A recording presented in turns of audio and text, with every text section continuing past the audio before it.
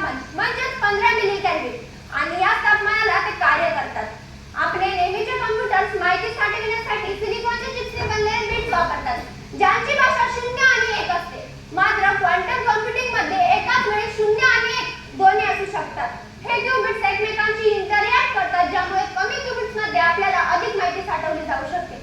आता शक्तीची तुलना करायला गेले तर साधारण कॉम्प्युटर समजा टुकडुक घोड्याखाली असेल, तर क्वांटम कॉम्प्युटर हा जगातील फास्टेस्ट स्पोर्ट कार.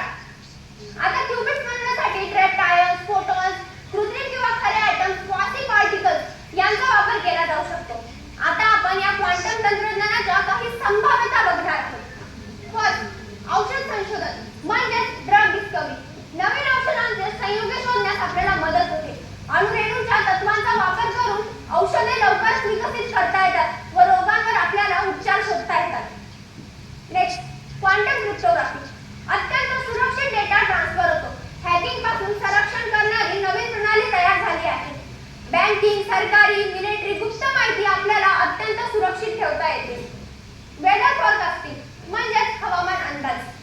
नैसर्गिक आपत्तींचा वेळेत अंदाज आपल्याला लावता येतो. चक्रीवादळ, पूर, दुष्काळ यांसारख्या आपत्तींचा अचूक अंदाज आपल्याला लावता येतो. आर्टिफिशियल इंटेलिजन्स म्हणजेच आपलं AI. मशीन लर्निंग आणि डीप लर्निंग अधिक वेगवान व अचूक होते. क्वांटम अल्गोरिदम वापरून AI प्रणाली आपल्याला अधिक जलद गतीने शिकता येते व निर्णय घेता येतो. यामुळे autonomous vehicles, natural language translation इत्यादी अधिक वेगवान होतात.